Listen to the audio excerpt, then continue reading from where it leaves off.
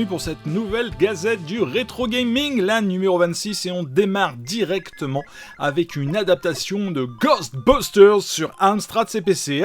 On me dit dans l'oreillette que ce jeu n'a rien à voir avec Ghostbusters puisqu'il s'agit de Shadowhunter et que dans Shadowhunter vous allez contrôler un chasseur de fantômes avec un proton pack qui devra justement chasser des fantômes en un temps limité et à la fin récupérer le Ghost Trap pour réussir à passer au niveau suivant. Donc effectivement, ça n'a rien à voir avec Ghostbusters, mais plus avec Bubble Bobble, car le jeu se compose de 32 niveaux, 32 écrans fixes, dans lesquels vous devrez capturer jusqu'à 5 fantômes différents.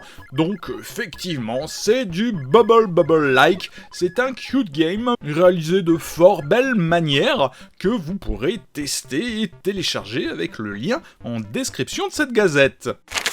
This is the YR Kung Fu Turbo sur Amstrad CPC toujours. YR Kung Fu Turbo est un hack, dirons-nous, du jeu YR Kung Fu, de la version Amstrad CPC, qui est sorti dans les années 80. Quelques membres de la team GGP ont donc amélioré ce portage d'époque en le transformant en un jeu plus rapide, en modifiant les couleurs avec la palette du CPC+. Les arrière-plans ont été redessinés avec des thèmes allant du jeu original jusqu'à Street Fighter et Double Dragon. Le menu qui à la base devait être uniquement contrôlable au clavier est maintenant contrôlable au joystick et vous pourrez même, si vous êtes nul, vous pourrez même déclencher un mode invulnérabilité. Tout cela se télécharge bien entendu avec le lien dans la description toujours de cette vidéo. Go go Goldorak sur Amstrad CPC. Bon, j'arrête parce que là j'ai encore perdu des abonnés à force de chanter. Oui, Goldorak revient entre autres sur Amstrad CPC, mais en tout cas avec des graphismes respectant les contraintes de l'Amstrad CPC. Eric Cubizol, alias Titan, dessinateur de génie sur ce support, a fourni à la communauté de quoi faire un nouveau shoot'em up basé sur l'univers du célèbre robot d'acier Goldorak. Il n'a pas fallu beaucoup de temps pour que des équipes de développeurs un peu doudingues prennent possession de ces planches graphiques et nous font des premières démos, des premières bêta-versions de jeux sur Amstrad GX4000, sur Sega Mega Drive, sur Thomson T8, sur Atari 8-bit, sur ZX Spectrum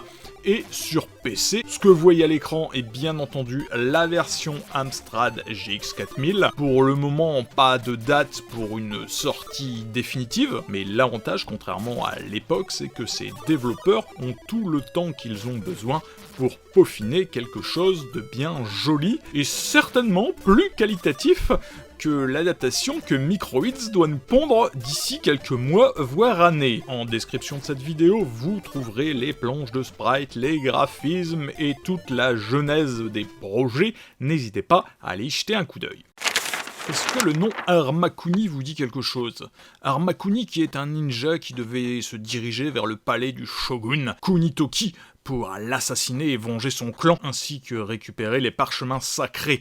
Et oui, c'est le pitch de The Last Ninja qui est en cours d'adaptation sur Atari XL et XE. Le portage ne se fera pas à partir de la magnifique version Commodore 64, mais à partir de la version BBC Micro, ce qui ne semble pas très gênant au vu des images qui bougent, qui sont en train de défiler sous vos yeux. Et devinez quoi, vous pourrez essayer vous-même le jeu puisqu'une démo est disponible à l'adresse qui elle-même est disponible dans la description de cette vidéo.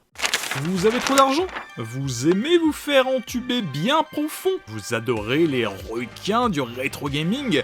Eh bien Atari fait fort encore une fois, car il sort une compilation physique de 10 cartouches qui contient les jeux Adventure, Missile Command, Warlord, Super Breakout, Crystal Castles, Haunted House, Year's Revenge, Anti Asteroid et Gravitar. Tout cela pour la modique somme, accrochez-vous à vos slips, de 1000 $. Oui, le prix de presque deux PS5 ou Xbox Series X. Le tout pour, bien entendu, des jeux physiques Atari 2600 qu'on peut trouver un peu n'importe où, soit peut-être un peu cher, mais largement moins que les 1000 $ demandés. Bon, ok, le pack est pas dégueulasse, c'est plutôt sobre et joli en même temps, mais bon, là, c'est un peu foutage de gueule quand on voit que certains éditeurs français comme Rock Studio ou Côté Gamers arrivent à sortir des choses tout aussi qualitatives, en sachant que généralement les jeux proposés sont inédits et surtout beaucoup moins chers. En gros, si vous aimez faire roux, jetez-vous sur cette méga compilation. En 1989, Cinema War sortait un jeu que peu de personnes ont oublié s'ils l'avaient testé à l'époque. Il s'appelait It Came to the Desert et il avait une ambiance de film de série Z. Dans ce jeu, vous deviez prouver que les fourmis géantes existaient et allaient bientôt attaquer la ville. Alors vous allez me dire, ça devait pas être compliqué parce que des fourmis géantes, ça se voit de loin. Bah non, c'était plutôt compliqué. Le 15 février 2023 va donc sortir It Return to the Desert. Alors, ça semble quand même bien différent du jeu d'origine, parce que c'est un jeu d'aventure tactique au tour par tour, où vous allez devoir dézinguer de la fourmi géante. Mais cette fois-ci, vous ne serez pas seul, car il vous faudra recruter un groupe de combattants pour combattre ces monstres à 6 pattes avant qu'ils n'envahissent la ville. Est-ce que cette suite restera dans les annales comme les jeux originaux ? J'ai des doutes, mais ma foi, ça peut quand même être intéressant à essayer. Came est un nouveau jeu Commodore 64 du type action-aventure, un petit peu à la Zelda vu de haut de 3/4. C'est un jeu d'action, d'exploration et d'énigmes qui met, soi-disant, l'accent sur le récit. Vous êtes un personnage qui se réveille dans un endroit étrange sans se souvenir de la façon d'où il est arrivé. En gros, le truc hyper bateau, hyper classique. Vous devrez donc explorer l'établissement, éviter les dangers mortels et découvrir les mystères de ce lieu. Au fur et à mesure que vous en apprendrez davantage sur l'endroit, le monde et vous-même, vous vous rapprocherez de plus en plus de la possibilité de rassembler tous les indices et donc vos souvenirs, et enfin atteindre la sortie. Le jeu propose 30 salles à explorer, il dispose de 3 niveaux de difficulté, d'une carte in-game, des achievements également sur Commodore 64, je crois que j'en ai jamais vu, et cerise sur le gâteau, il est totalement gratuit. Et si vous-même êtes amnésique, n'oubliez pas que vous pouvez trouver le lien de téléchargement du jeu dans la description de cette vidéo. Enfin, comme toujours, quoi. Cette fois-ci, pas lien de téléchargement dans la description, ça va être plus simple, parce que le jeu que vous voyez à l'écran, c'est Super Bomberman 2 Remix pour Spectrum 128 kilo-octets. Oui, Bomberman sur micro-ordinateur, bah, ça a déjà existé, mais pas sur ZX Spectrum, donc c'est possible aujourd'hui sur la machine de Sinclair. Hélas, pour le moment, ce qu'on sait, c'est que ça sera un mode solo, très bien animé, avec des cutscenes et même des boss. Est-ce qu'un mode multijoueur à 4 bien serré sur le même clavier sera disponible? Je ne saurais pas répondre. C'est donc une histoire à suivre.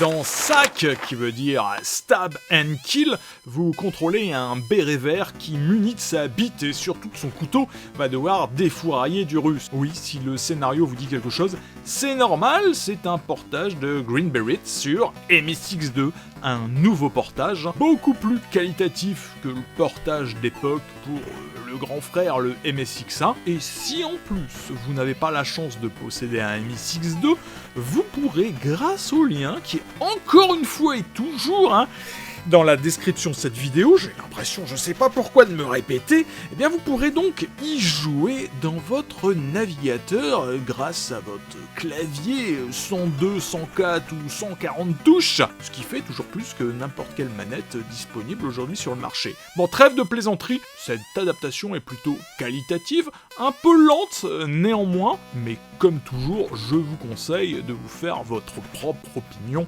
vous-même en allant tester ça. Après un jeu avec un couteau, on va jouer un jeu avec des boules. Zuma Luxor, ça vous parle peut-être?